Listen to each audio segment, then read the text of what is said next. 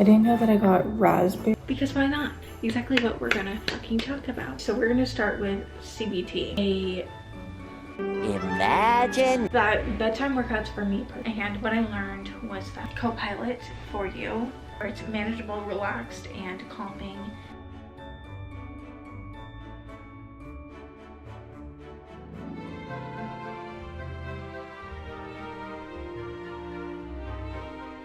Good morning, guys. I'm not whispering. My mom is actually off today, so she's sleeping in. I just ate breakfast and I am gonna go and make coffee. So let's go do that.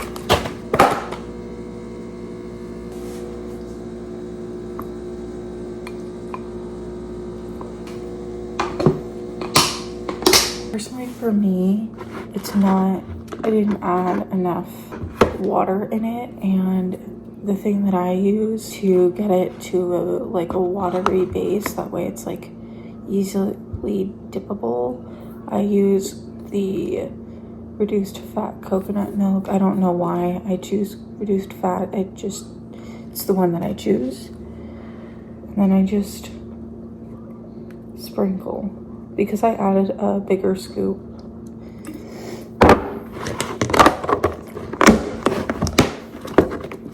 And then mix. I also have meat sticks for days, tea, and a piece of cheese. I'm just gonna stick the whole container in there because why the heck not? Puppy chow, just as like a dessert, or if you knew dessert manner. Water for my tea. I didn't know that I got raspberry, so I guess we'll be trying raspberry.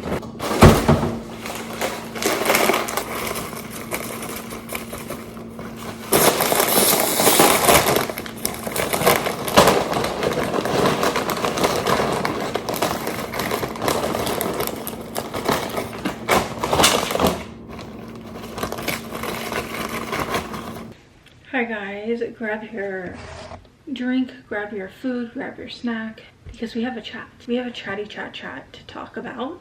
So honest with you. Friday, I only filmed me prepping my lunch and coffee, and that's it. So here I am on the same exact video after it was chopped to 4 minutes without intro and outro to chat your ear off again, because why not? Surprise, surprise. I'm telling you, the 9-to-5 era of my life is kicking my butt with the Vlogmas. Next time, I'm going to have to really get my ass in gear. I feel like I'm falling behind, but that's just my perfectionist mindset, and that is actually exactly what we're gonna fucking talk about. I'll have my notes on the screen, like always, for you guys. How to calm, relax, and maintain your mindset with OCD, overthinking, and a perfectionist mindset. Let's talk about it. First, let me give you a background. I am not diagnosed with OCD at all whatsoever, but what I am going to tell you though is that I know I have OCD because it just my own blood.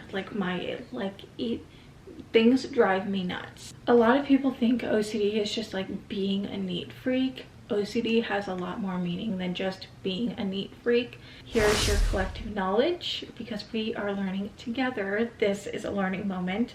So if you have any of these things or you have more information, logical, evidence-based information, let me know in the comments, because I'm always here to learn. I'm always learning with you. I have them color coded for my own self because I'm going to be using these notes throughout the end of the year. Obviously there's only a week left when I'm filming this, throughout the new year as well. Personally for me, they all intertwine.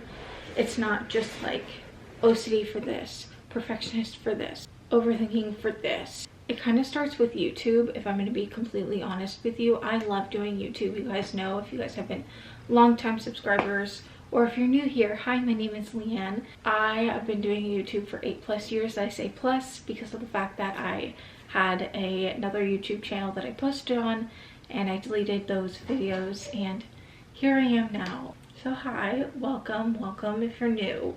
If you're not new, you know what time it is. It's the chatty time of year.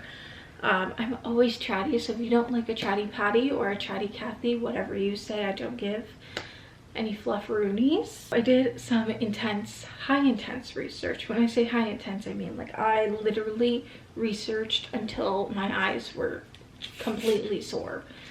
That's how much research I did. It's one of those things, like, it's my main platform. That's where I post a lot more content on. And I know I've been so bad at posting my shorts. I have a schedule. Like, my original schedule was Mondays, Wednesdays, and Sundays, 8 a.m. And I want to get back to that. The only thing with that is that means that comes a lot of editing. I also started a podcast, and that was posted on Thursdays. Also, not a lot more editing to do. And then I would post 3 shorts every single day. And I want to slowly get back to that. I kind of want to go just like dive right into it and then kind of make it a habit. And I'm going to try the 2190 rule. Doing it for 21 days makes it a habit. And then doing it for the full 90 days will make it a daily ritual. So I want to try that and just dive right into it on the 1st. I'm going to try this week. We'll see how that goes. With that schedule in my life right now, in the 9-to-5 era of my life, and just like beginning the 9-to-5 life, it is taking up so much of my time. Don't get me wrong, I love doing YouTube and I love doing it, but I end up not taking care of myself. So I also have quite a few bad habits as well. So we're going to kind of like tear that down as well and break that wall. And I'm going to be for real with you. Yesterday was night 1, destroying my very I can't even say it right because that's how bad the habit was. Which, if you're curious, I'll let your mind sit and think. It's listening to music. I'll let your mind sit and think with that, and let's just get right started into all the things that we have going on my notes, because it's a lot. So let's break it down. And I will be severely looking at my notes because, like I just said, I am learning with you. So we're going to start with CBT, cognitive behavior techniques. And there's kind of like 2 different types of techniques that go with that. It kind of like, it's one entire technique broken down. So CCT is core cognitive techniques. Oh, this is going to be a tough one to edit. Cognitive restructuring, identifying the automatic negative thought and replacing it with more realistic, balanced ones. An example would be, I am such a negative-minded thinker, and that is exactly what I am turning around in 2026. I see a helicopter. The most common one that I get is when I can't find something, or I'm not understanding something, like, oh my gosh, I'm so stupid. No, girl, you're not stupid. You misplaced it. So instead of saying, oh my gosh, I'm so stupid, say, oh my goodness, there you are. You know, trying to eliminate the negative-minded talk and bringing it in with positive. So, oh my gosh, there you are. You don't have to bring in the negative into something that's really not negative. Thought records / journaling. Writing down situations, your thoughts, your feelings, and your behaviors, and your behaviors to spot patterns. This one that actually got me taken aback for a second, because I was like, I already kind of journal and it never really worked. But then it got me thinking, like, I'm not really journaling the correct way. There's a multitude of different journaling. There's bullet journaling. There's journaling your thoughts, like journal, like a diary, if you will. And then there is like wellness journaling, fitness journaling, habit trackers. There's so many types of journaling that there's just a lot of movement going on. And when I say movement, I mean like there's a lot to focus on in the journaling aspect. So I feel like when you say journaling, it's very broad and it's not as vague and specific as you can get. So tonight, and that is actually going to be a different video that I'm filming today as well, I'm going to break down some of these as well and kind of start re-establishing a self-care routine. So anytime I go into the self-care routine, I want to inhibit a ritual and not just a routine, a ritual that I do. So have certain days where I do this. I want to kind of try to do it like 2 times a week, but that's going to be for a separate video. That one got me taken aback because I was like, well, I don't really do a diary. But then I'm thinking, a diary, you don't have to even talk about. Me and my mom talk about a diary. She actually took a class in her schooling era how to do a diary. Like, it was like that type of class. And personally for me, I feel like a diary is it's such a cool thing to do because of the fact that you can honestly do anything you want with the diary. So you can make it to where you talk about your day, or you could do any bad situations and do positive. So you can have so many ways of doing a diary. You don't have to make it this specific way of life, and that's what I'm going to choose to do. I'm going to have lots of different diaries, but that's okay. That's okay because it's our healing era and it's ourself that we're talking about. Behavior experiments, testing out beliefs. Example, if I'm kind to myself, I'll lose control in real life to see what happens. With that, one that I really want to test out, I'm already testing out, is the fact that I feel like I'm never a calm person.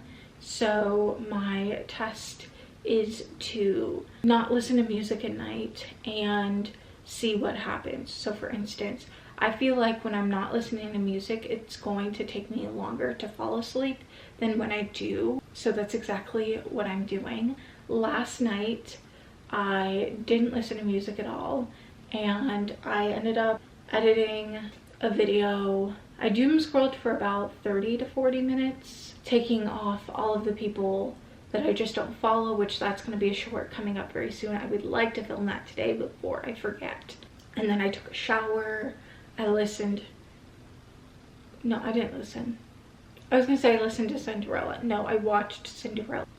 I ended up making tea, watching a little more of the Cinderella, and then going to bed. So, oh, and I uploaded a YouTube video and worked on it. I think I did really good, and I ended up laying down no lights at 12:30, so I'm not completely mad. I would have went to bed around 2:30, 3 o'clock. So already my belief is that's an example to kind of get you to understand exactly what it's talking about. Cognitive behavior techniques, CBT.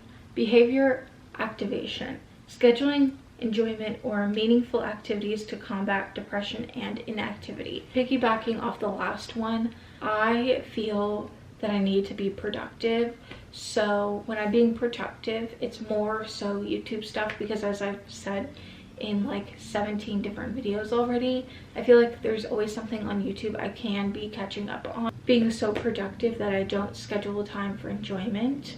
So today I'm scheduling a video that's going to be about my enjoyment.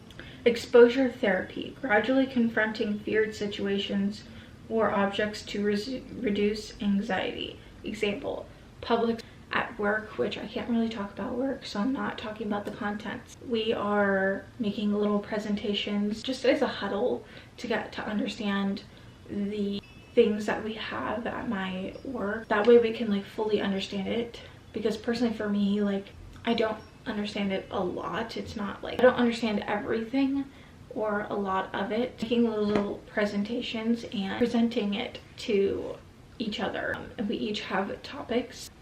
It's kind of like an example.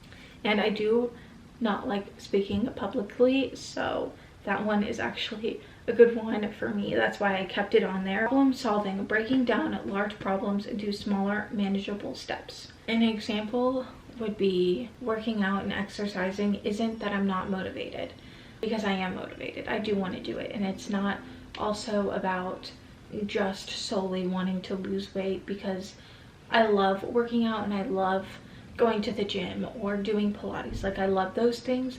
I just can't figure out a imagination solution that kind of works for me. I know that I like working out in the afternoons better. It's just my peak. I have more energy. If I want to unwind faster, I feel like working out kind of poops me out. But when I work out in the afternoon, I still get a really, really good workout. So it's not whether like in the morning or the afternoon. I already have the problem broken down into little steps. Figuring out how I want to accomplish solution to the problem. For instance, and I'll have my gym split right now because I have it here. I'm currently not completely finished because I need to finish one of them, which is week 2 strength training. You're thinking, Leanne, what the heck are you talking about? Let's go to my gym split. I have a yoga gym split. It's like a yoga Pilates, so I'm kind of mixing yoga Pilates and strength training. I didn't want to lose the aspect of going to the gym because I do want to go to the gym, but if I'm not going in the morning, I know I'm not going to want to go to the gym every single day in the afternoon. So I'm working with myself.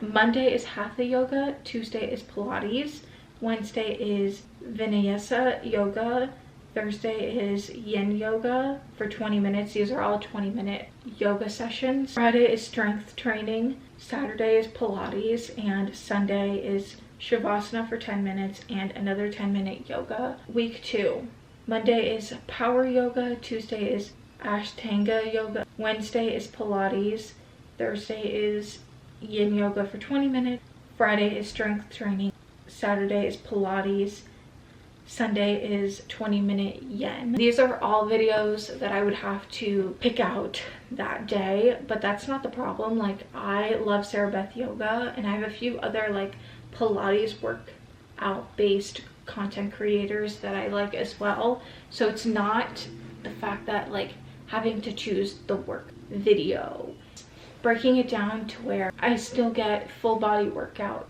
even though I'm doing a lot of yoga based workouts. And the reason why I'm doing yoga based workouts are because of the fact, and Pilates and like one day of strength training, is because PCOS is, if I have PCOS, which I'm not diagnosed, but if I have PCOS, you need to work out for your body and you need to listen to your body. And sometimes I have a tendency to do it for the numbers. So why I quit Train Well wasn't because it was a bad habit, because I loved Train Well and I would have kept going, but it started to become about the numbers just to get the workout done, and I knew that was very unhealthy for me personally. And even though I was seeing some result, I knew it was unhealthy, so I didn't continue with it, because the last thing I want to do is something unhealthy for me.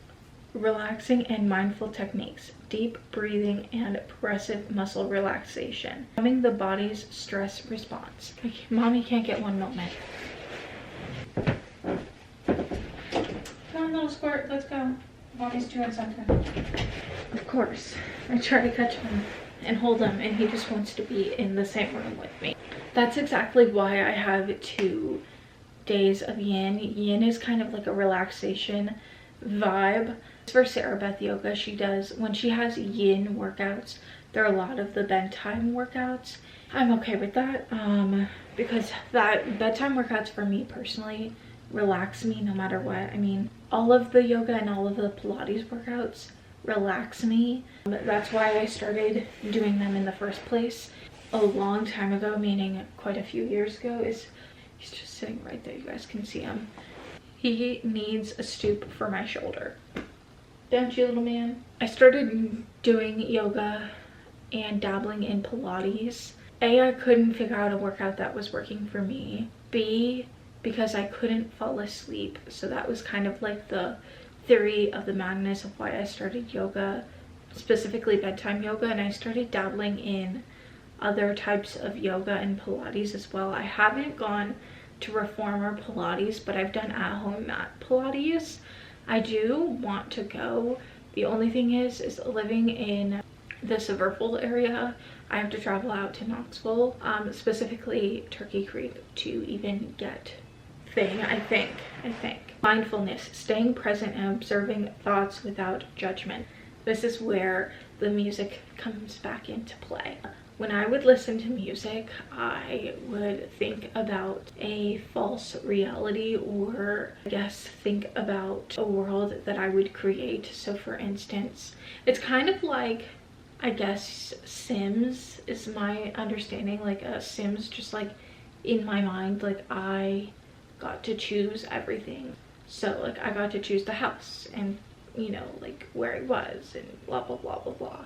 And I thought that it was working, but I'm starting to understand that that was just me putting a false narrative in my head to think that I'm feeling better, but in reality I'm not. I'm breaking that bad habit because it needs to be broken. I'm ready to jump into the in my confidence self-help era, and I can't do that if I don't break the bad habit. It kind of, if I kept doing like listening to music, and I don't mean like listening to music as in like I'm never going to listen to music again, because that's not true, but I mean more specifically at night after like 5 o'clock, I will not be listening to music anymore. How they work together, the CBT cycle: identify, pinpoint a specific problem or situation. To give you a real life example, a habit that I do or a problem would be listening to music. Awareness: notice the thoughts, feelings, and behaviors connect. Challenge: question the unhelpful thought. Practice, implement new behaviors or thoughts. So I've already identified and I'm already aware, and now I'm questioning the habit. I feel like it's unhealthy. Where do I go next? Practice, implement new behaviors or thought patterns. So for example, I am going to, instead of listening to music, this is where I'm gonna kind of do the testing theory. It does kind of like all intertwine together. I'm going to test the theory by not listening to music and see what happens. I'm implementing new habits and behaviors to see what happens next. Apply, use these skills in the daily life. It kind of, like I said, it's kind of like a game you have to play. So I'm kind of just picking the puzzle. He literally, sorry to get so distracted, he literally is sleeping now right next to the hangers, and he's like ready to pass out. ERP, exposure and response prevention. Assessment and planning, the fear ladder. Identify triggers. You identify specific obsessions, intrusive thoughts, and compulsions, rituals. So for instance, the listening to music theory. So listening to music. Create a hierarchy. Rank these triggers from least to most anxiety provoking, forming a fear ladder. So when it comes to my listening to music, I end up having a really hard time sleeping, and that one has to be like the most anxiety inducing or just the most irritating in my opinion. And then it kind of gives me the overthinking. Pick a third one as well because there's just so many. That's kind of where the perfectionist mindset comes in, because I want to be perfect, to hit these random standards that I made up in my head. Number 2, exposure. Start small. Begin with the lowest anxiety item on your ladder. The lowest would have to be sleeping. I know I just said that was like the highest, but that would be the lowest and easiest one on the scale. That's kind of where playing with the method of behavior experiments, that's where behavior experiments come in, and that's where I would start playing around with not listening to music and creating different habits in order to do that. I'm using this as a very low scaled anxiety inducing ERP, but you can definitely use whatever you want. I'm kind of trying to give you guys an example. Gradual progression. Slowly work your way up the ladder as you build tolerance, tackling the more challenging exposures. We're back. We had some moving. Now we're by my door. After I tackle the listening to music and going to bed on time, like going to bed in a timely manner, and not having such a hard time, Chris is staring at going to bed, I'm gonna tackle creating a false reality or my own world. That would be the next one that I would kind of break the habit of. That one's the hardest because I catch myself doing it, not just listening to music. So that's the next step that I would do. In session practice exposures in therapy sessions with your therapist who provides support. I currently don't have a therapist. I'm thinking about one, though I have other things on my list. Personally, doesn't apply to me in the now, but we're working on that. Response prevention.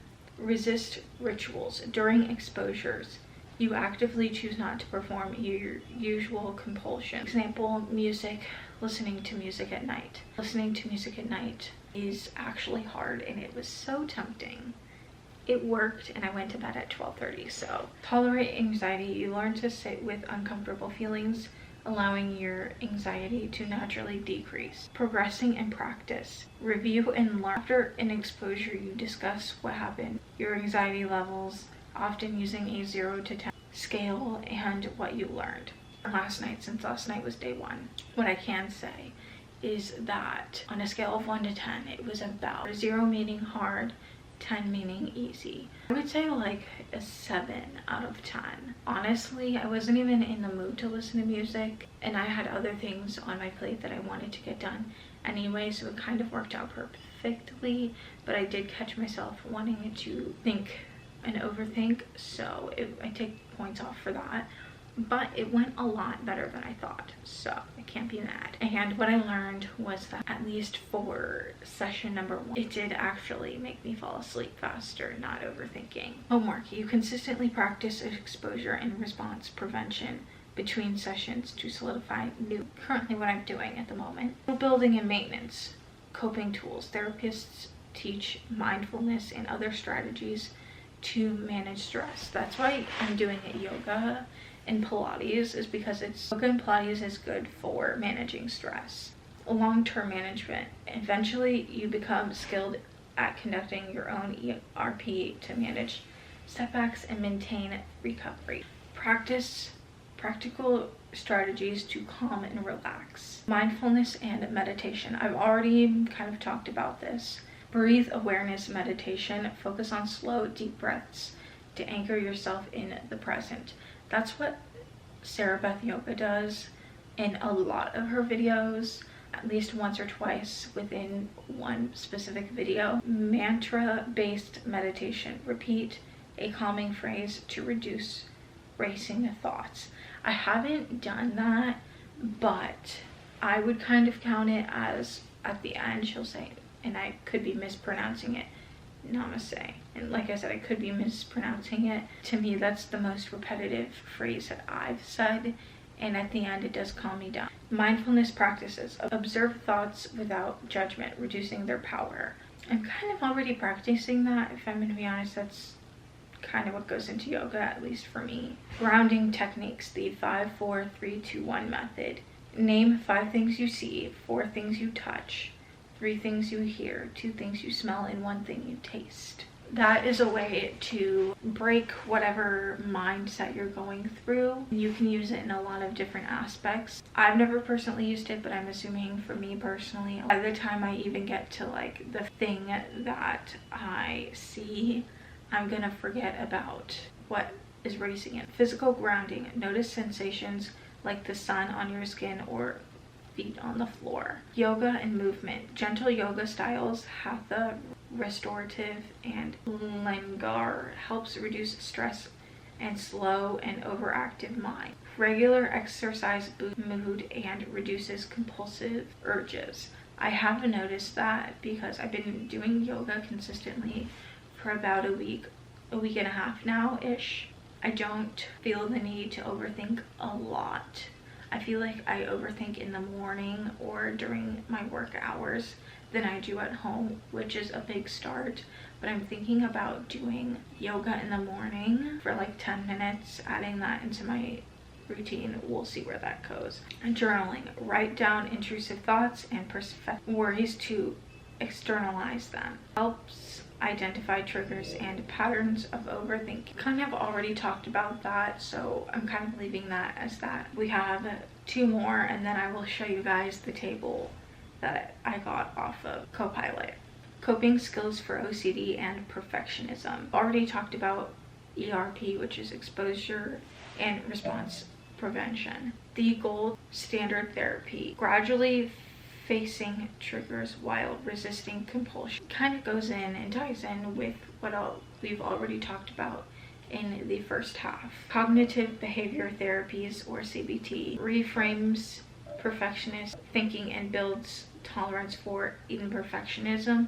I do want to start the like within perfectionist mindset and getting like the OCD and overthinking and perfectionism, like changing things subtly. For instance, something in my bedroom, like changing something in my bedroom just a wee bit, whether that be the pillows, break it down a little bit and like move things around. Thought diffusion techniques: label intrusive thoughts or exaggerate them until they feel less threatening. That one I would have to actually understand more of and read in depth, because that kind of makes no sense to me. Delay or resist compulsions. Even short delays weaken the OCD cycle over time. That I did not know. Lifestyle and self-care. Healthy routines. Prioritize sleep, balanced nutrition, and time outdoors. Limit caffeine. Reduces anxiety spikes that worsen OCD. Connection. Support groups or trusted friends help normalize experiences. Self-compassion. Accept that mistakes and imperfections are part of growth, which they are, and that's exactly what I'm learning. And here is the table of techniques that I got off of Copilot for you. I'll let this on the screen while I chat with you guys for a little bit so you guys can see that all the way. So all that being said, this is a video of, I guess, vulnerability and kind of talking you guys through what you guys don't often see with most content creators. And I think I've talked about it a few times on my channel where things bother me more than usual, and I tried to break it down a little bit and I just never follow through with it, but this time I really do. I feel like it would help me in aspects of like managing how frustrated I get, helping me face my fears. It will help me to be more open-minded and less negative-minded. So I feel like all this to say, it is okay not to be okay. It is okay to not understand yourself. It is okay to ask for help. It is okay to put yourself first when you know you are at a potential of falling apart. And if I'm going to be honest with you, I don't know how I've managed it thus far, because I have no clue. I don't know how I managed it, but we're going to manage it the correct way. We're going to break it down. We're going to make it less scary. We're going to make it where it's manageable, relaxed, and calming. Eventually, we will get to a place where something doesn't bother me as often as it would have in the now. Or the biggest thing that frustrates me is when I'm trying to describe something and someone's not understanding. I'm like trying and trying and trying, and they're getting frustrated, so it's getting me frustrated. That's like one of my biggest ones, kind of just in general, is that like I get frustrated easily, and not being able to publicly speak is hard because of my job, you know. But we're learning. Everyone is improving on something, or at least should be improving on something. I'm going to end off this video. Before I do, I'm going to say I'm going to take a 30-minute break. I'm going to put on YouTube, put a 30-minute timer on once I start watching a YouTube video. And at the end of the 30 minutes, I'm going to go downstairs. I'm going to eat lunch. And then we're going to come back and we're going to edit this video for you guys. But I hope you guys enjoyed. Like, subscribe, give it a big thumbs up. And don't forget to take care of yourself and do some self-care, no matter who you are. I love you. Bye.